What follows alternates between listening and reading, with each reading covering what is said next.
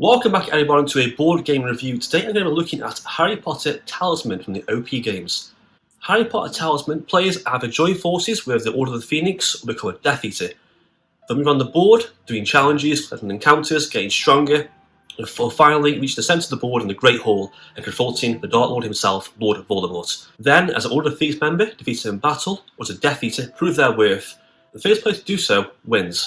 Before I discuss topics of the game and categorise my review, I like to show you how the game works itself, how a round works, the player phases, and how you win. Okay, so before I show you some of the cards and the figures and the board itself and the gameplay, let's just look at the box. So first of all, the box is quite nice. There's a little insert, the figurines all fit in there nicely. There's galleon tokens there too. A little space for the dice there, which is quite nice. We have all our stat dials here. We have stats for magic, might, and life. They feel quite nice to adjust and change depending on how the game goes. There's space in there for more things. I've got the fate tokens in there. These are the fate tokens here, like little prophecies. You can use these to re-roll dice if you need to. We have the advantage token here. Now this, throughout the game, will flip over different sides. Each one gets +1 to attack rolls for different sides, so for Death Eaters and for Order of the Phoenix. And this will mean extra points in battle for members of certain factions. Next up we have the character card, starting with Lord Voldemort himself. So different stats here, depending on where he is, magic and might. All battles are based on a magic or might, and normally you pick your highest stat you have for a fight. Then we have the character cards here, so we have Harry Potter, we have Draco Malfoy, Rubeus Hagrid, Bellatrix Lestrange, Dumbledore, Peter Pettigrew, Lucius Malfoy, Minerva McGonagall. So the cards themselves have the characters themselves, they have different stats, so magic, might, life and fate. Magic and might are used for fighting, doing certain challenges. Life is basically your life force, you get 0 life, you are defeated. And number of fate tokens, these are how many fate tokens you can have to reroll certain dice. Down here you can have space for your objects, you can have up to 4 objects, and followers, you can have up to 3 followers. It tells you here where you start, so it makes sense here. So you start at Privet Drive, for instance, Malfoy starts at Malfoy Manor, it makes sense. Each character has a number of different abilities here too, so for instance, Harry here begins with getting 1 spell, items in Diagon Alley cost 1 less gallon to purchase, and also, flip him over, he has different stats and new abilities too. So each one has 2 sides. So not only are there 8 characters, really there's 16 because of different abilities in each one too. Some cards we have here, we have little ferret cards here. Throughout the game, yes, you get turned to a ferret occasionally. It means you'll do certain things, have bad stats and only move 1 space at a time. We have the Hallow cards here. These are used for entering the Great Hall at the end of the game. Purchase cards here. These are cards you can buy at Diagon Alley. If I just show you here. So nice little cards here, Chocolate Frog, we have the Beaded Bag, we have Wands, we have Portkey, Flue Powders, Berry Bots, Air Flavored Beans, Lantern, Exploding Bonbons, and each one has certain effects. So for instance, Chocolate Frog here says if I'm defeated in battle and lost a life, I can roll a dice. If I roll a 4, 5 or 6, the frog protects me and I do not lose life, or I lose a battle still. Other things, certain effects, let's look at the Wand, it gives you +1 to your magic during battle. So now when I do a magic battle, I'm slightly stronger. And finally, we have the spell cards. These are all real spells from the Harry Potter universe. So Fiendfire, Immobilis, Lumos, Protego, and so forth. Each one has certain effects. They might benefit you, they might benefit certain characters in battles, or they might affect certain players, making them miss turns or move slower. So they're quite fun to collect the spells. Next up, we have the encounter cards. Now there are 2 types. There are outer ring encounter cards and middle ring encounter cards. The outer ring is outside the board. These are slightly simpler encounter cards. Middle ring on the inside, the green symbols there, they're slightly harder. Encounter cards consist of events, observers, enemies, followers. Events will do certain effects. So for instance, this one here, flip advantage tokens to the side. All characters draw to the maximum number of spells according to their current magic. Other ones include enemies, so Devil's Snare, a neutral enemy, so anyone must fight them. They have certain effects if you don't defeat them. Down here we have the might value, so this tells me it's a might value of 2 this fight. So when I compare my might value and roll a dice, I've got a higher stat, I win. If I draw a follower, they're the same alignment as me, I can recruit them to my team. For instance, Narcissa Malfoy here says if I have at least one of a follower, add 1 to your magic. If, however, I was Order of the Phoenix and I drew this card, it'd be an enemy, and I'd use the might value down there to fight. You can also find objects down here, like Bag of Gold and different things if it affects. Observers sit on the board and do certain effects when you land on them later on in the game. There's a lot of really fun encounter cards here. All the artwork straight from the films themselves. Lots of really fun different effects. Some might hinder you, some might help you, some go on the board and affect other players. So there's tons and tons of cards there to really go through. So on to the favourite part of this game itself, the board. Now, the board is fantastic. Just look at this board. The artwork here is great. I really like how the locations make sense. You have Privet Drive by London Street, makes sense. You have a Diagon Alley, and next to that you have Nocturne Alley, Gringotts, Lee Cauldron. You also have London Underground and King's Cross Station. Each location has a little symbol and text. So for instance, this one here means a draw an encounter card. This one here is draw an encounter card and get a fate token. I draw 3 encounter cards. Certain ones mean you have to roll a dice and form certain effects. So certain ones have 2 dice or different or harsh effects. You go into the inner board down here. This lets you draw a spell card. And it makes sense too, because I'm in Diagon Alley. I can buy cards from the purchase area. Once I get strong enough, it makes sense too. If I go to King's Cross Station and I have enough magic value, I can proceed into the inner section. I go to Hogsmeade Station, and then on I proceed around this ring round here. A typical turn of Harry Potter would have me roll a dice, I roll a 5, pick a direction. Now once you pick a direction, that is your direction for this turn. So I can't move 2 and go back. I've got 5. I must move 1, 2, 3, 4, 5. Next phase is the encounter phase. This is where you perform an encounter depending on where you are. These will be the symbols below, or a character or an enemy that's already at the space. So Nocturne Alley here tells me to draw 1 standard outer ring encounter card. So if I did that and drew an encounter card, see here I drew Thang. Thang is a follower. He's a neutral follower, so no matter what faction I am, I can be a follower. It tells me here to add 1 to my might, and I also do not lose a life in the Forbidden Forest. If, however, I drew an enemy, like Quill here, this one here isn't my faction. He's Death Eater, so I've got to fight. This is a magic battle, magic of 2. So first of all, I check the advantage token. It's +1 to me, so that's pretty good. Let's check my stat down. Let's say I've got a basic stat. So my magic here is 4. So if my magic was 4, before I fight, I also check any effects. If I've got any 1s that boost my stats, any more characters or observers or followers that do extra things to me. And then I roll a dice, roll a 6, and then I add to my magic of 4, add 1 to this, that is 11. My opponent would roll 1 for Quirrell. He rolled a 6, +2 is 8. I win, so I take this as a trophy. When you have enough trophies that equal the value of 5 or more in a certain category, so if I have more followers, so Death Eaters here who had a certain value and adds up to 5, I can then trade these in and increase my stat of the chosen one up 1 and get stronger and stronger. So the game feels great as you get stronger and stronger using certain abilities and certain cards you find. And then ultimately you go into the next area, draw harder counter cards, more challenges. So for instance, once I've got a magic value of 9 and I roll, I can go through into the middle ring here. Then I can also go into Hogwarts gates, makes sense here, and go into Hogwarts itself. But to get into the gates, I must basically choose a stat, then roll 2 dice. If I roll less than chosen stat, I can enter. So obviously the higher my stat is here, the better chance I have of getting less. So if my stat is 10, I choose magic, I roll the 4, a lot less, I can proceed. Each one of these areas here is a really nasty challenge. Your movement here is halved, rounding down, so if I rolled a 6, I move 3, do a certain challenge and go further and further. Then if I have a Hallows card, I can proceed into the final area of the Great Hall and fight Lord Voldemort. If I won, I win the game. If I'm defeated at any point, I go back to St. Mungo's and start going around again. I keep all my stats and most of my followers and items and stuff, so it's not too bad. So that's it for the gameplay brief overview of the board and the characters and how the cards work. Gameplay is quite fast and quite fun. Just 2 phases, move and do an encounter. Roll a dice, do a challenge, then proceed. Upgrade your character, get stronger, get to the Great Hall, fight Voldemort, and then see who wins. My first point I want to talk about is the theme of this game. So is this game quite thematic? Does it feel quite immersive? It does actually do this quite well in a lot of parts.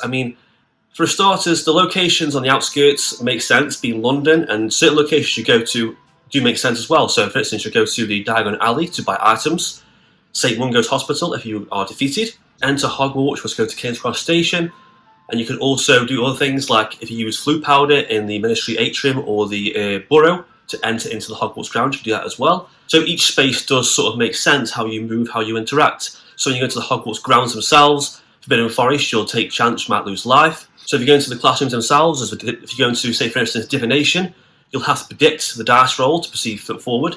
So each space does sort of make sense. Now, the other thing about this game I'd say isn't quite thematic is I don't quite get why a Death Eater would have to defeat Voldemort to prove their worth. Because you are actually kind of fighting Voldemort as a challenge. I'm quite sure Voldemort will just kill you for even attempting to do this, but still. But it does, on the most part, the theme is quite there. For instance, use galleons to spend money, use fate tokens to alter the dice, changing fate itself. Items make sense, so wands will let you do more magic. The Sword of Gryffindor has magic and might in battles. Broomsticks let you move further. When you're fighting certain enemies, they get stronger, so lower enemies will be like Mr. Filch and just basic like creatures and spiders. You get stronger and stronger into things like dragons and dementors. So the game does scale up, and it does kind of have quite a good immersion to it, because not just because of how the board looks and how it is like Hogwarts, and you want to play the characters themselves, but in how the spaces work and how the encounters work. So onto the price now. So is this game worth your money? So the game retails around the £40 to £50 mark. It's kind of the average board game price, but you do get quite a lot of content in here. There's a lot of encounter cards. The board is really big. The really beautiful illustrated. The photos on the board themselves look great. You get these nice little figurines. The galleons of fate tokens are good quality. The little insert inside the box is nice. The dice feel nice. So for the price, you get quite a lot of good quality content of this game. Brings me on to our next category, the quality of the components themselves. So all the components, good quality. The cards feel good. They aren't too flimsy. They aren't going to fall apart. There's not too much shuffling, so the wear and tear won't show too much. The figurines are great. They're very detailed. They're great models. I like how each one's doing a different kind of pose, especially the Voldemort and Dumbledore one reminds you of the battle in Order of the Phoenix and in the Ministry of Magic, how they're posing against each other. The artwork, all the cards are straight from the films themselves, so the artwork is great right there as well. This could be a great game to paint if you like painting fit miniatures, to paint these characters to look like they do in the films. So all in all, the game is quite sturdy, it's quite durable, it is built to last. The next point about the game, what is the artwork like? Don't be deceived by the artwork on the front of the box. It's quite bizarre. It's not taken from the film. It's like a strange artistic rendering of Harry and Death Eaters in Hogwarts. And at first I thought this game wasn't actually based on the artwork from the films. I thought it was based on these new drawings. But no, inside the box, all the cards, all the figurines, everything is based on artwork from the films. All the encounter cards, all the pieces placed on the board, locations, everything is taken straight from the films. So I do like when you get an encounter card, and you put like a dragon or Dolores Umbridge or Mr. Filch or someone, and it's taken straight from the films. This is great for people who love the films themselves and can associate quickly with the characters and the places on the board. On to my next category, learning. So what I mean here is, how is this game to learn? How is the rulebook written? This is where the game takes a massive nosedive. It takes a huge nosedive. It falls straight down because the rules of this game are very, they aren't complex, but they're very complicated. Needlessly complicated. They make no sense. The basics of the game is quite simple. The player's turn, the encounters, how you get trophies, how you get stronger, how you win battles and challenges, kind of makes sense, it's quite simple. There's a lot of things in here that isn't written clearly, or not written at all, completely. For instance, the Hallow cards. Hallow cards are required to gain entrance into the Hogwarts grounds themselves in the actual classroom, so you need a Hallows card to proceed. Without a Hallows card, you cannot win the game. But the game isn't quite clear on how to get Hallows cards. It's only from playing the game itself that I realised that there's a few in one of the encounter decks, so you can get one from there. But also it says for a Deathly Hallows card, you complete a challenge at the Quidditch pitch. It doesn't say complete a challenge and gain a Hallows card. On the board itself, it just says do a certain effect, roll a dice, make someone lose life, spend some galleons. It doesn't say if you complete gain a Hallows card from the set aside pile. It doesn't really make it too clear. Also as well in King's Cross Station at the start, to proceed, you need a magic value of 9. What this means is when you get there, you must then add your magic value, what you've got from your cards and your stat dial, roll a dice and try and get above that magic value to get inside. But upon writing, it appears that you must get your magic dial to 9. It isn't quite clear. Now, to get your magic dial to 9, it is doable, but in the first ring of the game, it's very, very hard to do. It takes a long time because enemies are weak, trophies are low value. It takes a long time. There's just a couple little things, little nitpicky things here and there that aren't quite explained. You kind of have to go online for and find a forum and watch a video. But apart from that, it is quite simple, because the game is quite simple itself, so it's not hard to learn, but the rules are quite badly written in some sections. The rest of the game is quite simple, but I did have to go online quite a bit and find out certain rules and watch videos to understand the mechanics completely. Like, most of the events on the board are written down clearly to see, most of the cards are quite simple, the encounter cards are quite simple, all the items make sense, they all work together, they aren't too hard to understand. So other than a few little parts, the game is quite simple and isn't too hard to learn. Onto the weight of the game. So I don't mean this in measurements, I mean how complex is the game? Is the game hard? Is it a difficult game? Because some games are really simple, they can be learned in 5 minutes, anyone can pick it up. This game sort of sits at a sort of lower category. I'd say it's medium to lightweight of the complexity scale. It isn't too complex, It might seem intimidating at first for new players because the boards are huge, you've got a lot of cards, your character has a lot of abilities to take in, there's a whole concept of trophies and the challenges themselves. Once you learn a few key concepts, the game is really simple. Because everything is written on the cards, quite easy to understand, it's not that hard to get into really. As in my previous point, I did state the rules are a bit confusing, but with another player there to help guide you, the complexity of this game is medium to low, it's not too hard. It's for ages 11 up, that's probably about right really. I mean, kids could probably enjoy this game, but you will need to help them with certain rules that aren't quite explained clearly in the instruction booklet. My next point is luck versus strategy. So what I mean here is the game more luck-based or strategy-based? Now there are a lot of dice rolling in this game, I mean a lot of dice rolling, so luck is quite an important factor. Once you roll a dice, you have to move that many spaces. You can't roll a 5, then move 3, it has to be 5, that direction you've chosen. So luck is quite a big point. Depending on the encounters you get, you might get a harsh encounter early on, you might get an encounter that needs a might battle, but your might stat's quite low. But after a few plays of the game, you start to understand so increase your stats, your magic, your might, how certain items were the best items to go for, how to get your trophies in, how to get stronger and better, knowing what certain spaces to look out for, what to avoid. The game does have a nice balance of luck and strategy. It's kind of perfect in the centre, it's not too harsh. Yeah, there's a lot of dice rolling, especially in challenges, but if you can play the odds and know what you're going in for instance, when you fight Lord Voldemort at the end of the game, he has a magic stat of 12. Now, logistically, you could go into this fight of any character and try, but if you haven't got a good stat, you're not going to win. So, ideally, having a stat of 9 or 10 at least, and some extra cards to help you out, so fate tokens. So you see, with a little bit of planning and working out to get your character stronger, and preparation, it does balance out the luck side. Luck is there with dice rolls, but if you're careful and you plan out your character and how you progress, then the strategy side does play into it a lot more. My next point is interaction. So, is there much interaction between players? Is it a game when you play and mostly just focus on yourself, or is there a bit of interaction with other players? There's quite a bit of interaction here. Well, for instance, if you land in the same space as someone, you can have a battle with them. You can encounter them and battle with a player. You'll roll dice, compare stats, and fight. And you can even take trophies from them. You can even steal objects, steal followers, and so forth. Also, certain event cards and certain cards you draw can play in other players. Certain cards will be placed down, kind of like traps for players to land on. Certain cards will have you make players lose life or skip turns. And also, if you roll a 1, the other player gets to roll a dice and move Lord Voldemort. What's great about this is, if they're strategic, they can move him and make him encounter you in a certain space. Which means it's really exciting when someone's getting close to the middle of the game, but they've got like 1 life left, and they roll that dreaded 1, and you get your hands together and you can roll a dice and get Voldemort to sort of plan out where they can move and bump into them just at the right point. So it's satisfying to watch them struggle and panic because they've got to fight now Lord Voldemort with 1 HP left. On to setup times. Is the game fast to set up? Despite the high amount of components and cards and figurines and a large board, the game sets up super quick. It is really fast. Basically, unfold the board, put your character, gain starting items, and then categorise the cards into piles, and that's it. You're pretty much ready to go. You can just play straight away. It is really fast. I'd say about 5 minutes. Maybe a touch more, depending if you're new to the game. It's a really quick game setup. It's very, very fast. It makes the game more replayable because you know I'm going to spend an age to set the game up, putting cards out and tokens out. It's really fast.